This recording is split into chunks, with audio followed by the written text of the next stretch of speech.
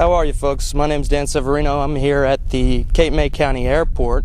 I'm doing a little research on the Cape May County Composite Squadron Civil Air Patrol. I want to introduce you to Captain Barstow here. He's going to help us out with a few questions and tell us a little bit more about the Civil Air Patrol.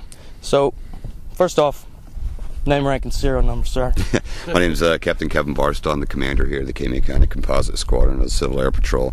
The Civil Air Patrol is established in December 1st of 1941, a few days prior to the attack on Pearl Harbor. Sometime after the war, in 1946, it became the official auxiliary of the United States Air Force once the Air Force was established as a branch of the service. What we do for the Air Force, we are actually the civilian component of the Air Force. We do all their search and rescue. We do teach the general aviation public about aerospace education, and we also teach our cadet program here, which includes the cadet orientation, teach them how to beginnings of flight, and teach them leadership and responsibility. All right. And tell me a little bit about your organization nationwide. Is it local here, or is it? You said it was a nationwide organization? Yes, the Civil Air Patrol is actually a nationwide benevolent volunteer organization with their headquarters down Maxwell Air Force Base in Alabama. There's 50 wings in the United States, plus one in Puerto Rico and Alaska, and within each state there are several groups and several composite squadrons or senior squadrons. Composite squadrons are ones that have the cadets. Other ones are just known as senior squadrons that have all adults and everything. But we're nationwide. We also have an overseas program too, an exchange program. And Captain, tell me, how do you assist the Air Force? Well, we assist the Air Force in several ways. Primarily with search and rescue, the Air Force is tasked by the United States government to conduct all the inland SAR search and rescue for the for the United States, as the Coast Guard is tasked as far as maritime involvement. Since the Air Force doesn't have the personnel or the equipment to do this, they task the Civil Air Patrol to conduct most of their search and rescue operations, which includes missing aircraft. We also help with disaster relief, such as a hurricane, tornado, and we also do missing person searches. And just locally, we also work with the New Jersey State Police here locally in New Jersey, since they control all the emergency management functions for the state. Now, I've read online that you were one of the first groups in after 9/11. Tell me a little bit about that. Well, after 9/11, the FAA closed the airspace to all commercial and private aircraft because of the terrorist incident, and the Civil Air Patrol was tasked by FEMA and the Department of Homeland Security to overfly the World Trade Center and actually take photographs of what was actually happened there in real life. So we were actually the only civilians that were allowed into the area during that time. So you're doing a lot more work with Homeland Security? As of right now, we've been tasked to do a lot more with the Homeland Security. Those are more sensitive type issues for national security I really can't get into, but we do work closely with them and other federal agencies along with the state agencies as well. Is there anything else you want to add to this discussion here about the CAP? Well, actually, CAP, we help out the general public here locally. We do a lot here locally within the community as far as assisting other organizations, township, the fire departments and police departments. They can call upon us for searches or just to just to help them out, basically. I'm going to introduce Lieutenant Williams. He is a pilot for the Civil Air Patrol. Lieutenant Williams? How are you, sir? Now tell me a little bit about the planes you fly. Well, we fly the largest single-engine fleet of Cessnas in the country. As a matter of fact, probably in the world for that matter. But we fly the CEF-172, we fly the 182. We also have a Gibson, which is a reconnaissance-type aircraft and drug surveillance. And we also have the MAW, which is a very popular, very heavy-duty aircraft. And it'll also pull other airplanes. So we do a glider program.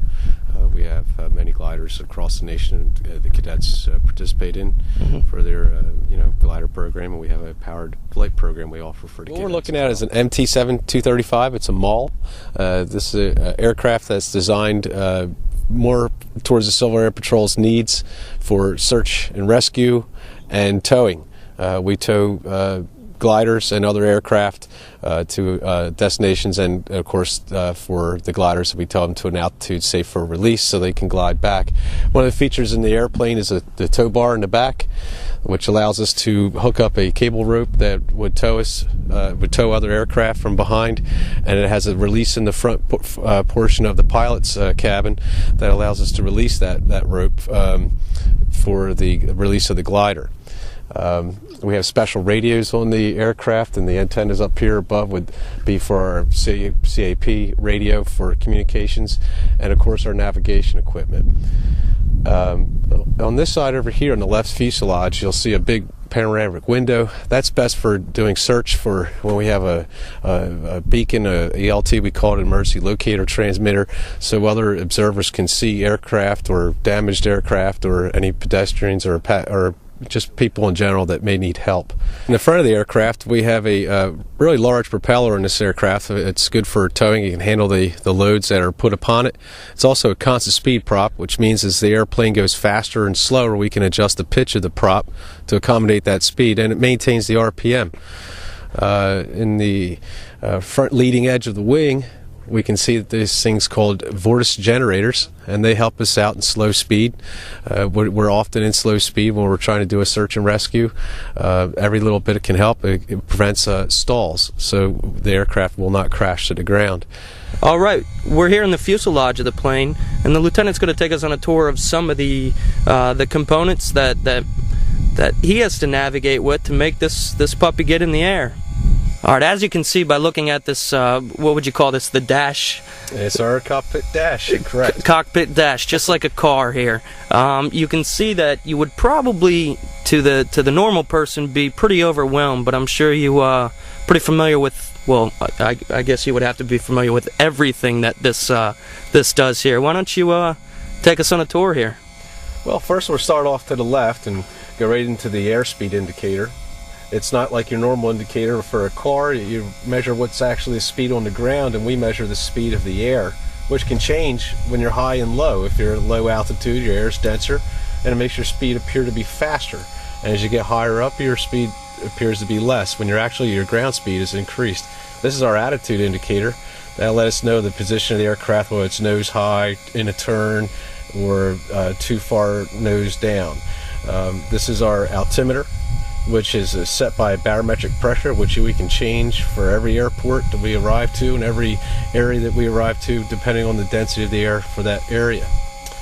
This is our VOR indicator.